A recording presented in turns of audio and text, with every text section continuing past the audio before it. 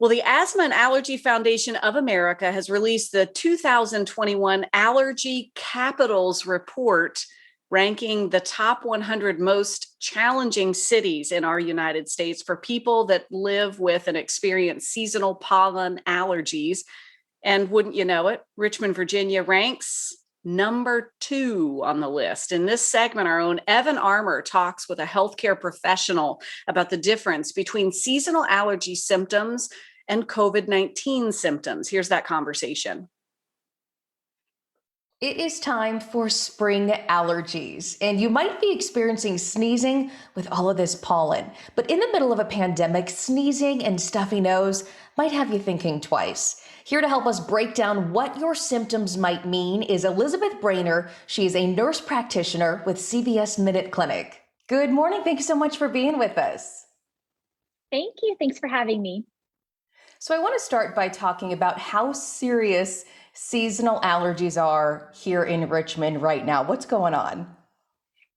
Yeah, well, Richmond is actually ranked number 2 by the Allergy and Asthma Foundation of America, which ranks cities that are affected by seasonal allergies. So being ranked number 2, Richmond is definitely really affected, which I'm sure you can tell by the yellowness outside. In this springtime, usually it's the pollens, trees, flowers. Those are the things that are typically affecting everyone right now. So if people are experiencing certain things and they're wondering, is this seasonal allergies or is this not? What are some signs that it is allergies? Yeah, so typical signs of allergies are runny nose, congestion, postnasal drip, scratchy sore throat, even some itchy eyes. Less commonly, there can also be headaches, fatigue, sinus pain, and pressure. Those things can happen. It's not typically common with just normal seasonal allergies, but they can be associated with them as well. And one thing that we are talking about is the fact that we're still dealing with a pandemic. So I think when people are experiencing some of these symptoms, they're wondering, well, is this seasonal allergies or could this be something more? What are the things that we should be on the lookout for when we're comparing whether it is seasonal allergies or maybe it could be COVID-19?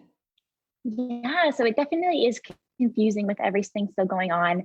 A lot of these symptoms do overlap between both seasonal allergies and COVID-19. With COVID, there are some specific things that usually say that it's just that. So those things to look out for would be fever, diarrhea, GI distress, nausea, as well as loss of taste or smell.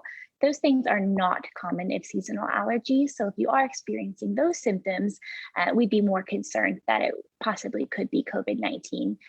Now, again, the symptoms I mentioned earlier, like headaches, fatigue, the sinus pain and pressure, that can be of COVID as well. So if you are having those symptoms, it would probably be good to follow up for a COVID-19 test, just so we could differentiate between the two.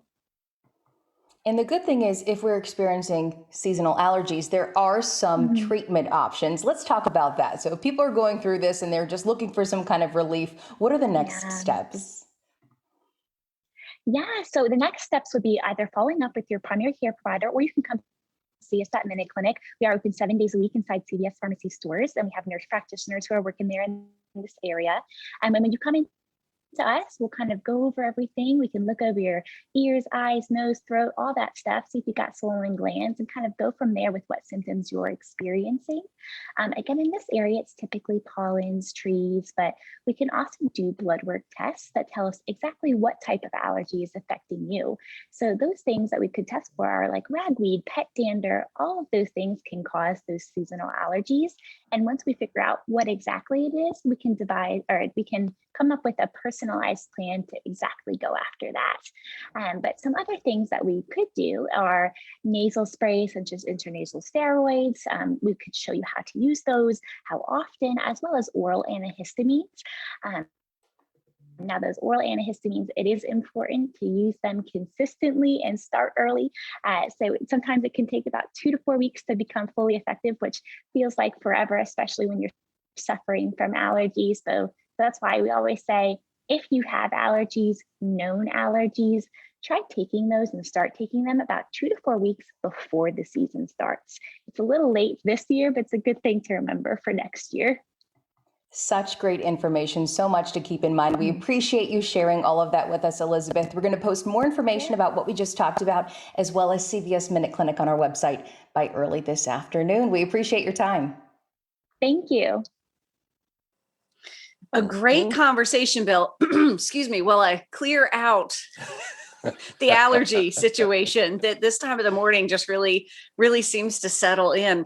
I found it really enlightening after moving to this area so many years ago to discover how profound the allergies are here. I didn't have allergies before this, those seasonal allergies, until moving to this area. I'm not sure necessarily that I completely understand why it's the allergy capital. It must have something to do with the mountains and position. I don't know.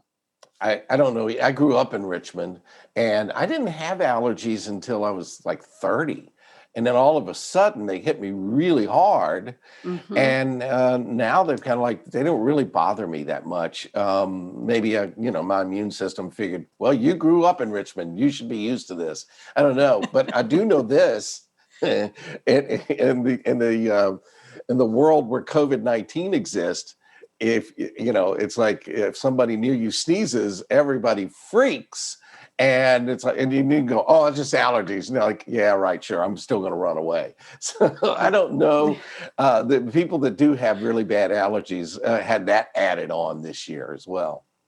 Well, it's a true thing. I mean, we're all working and doing our best to be hyper vigilant.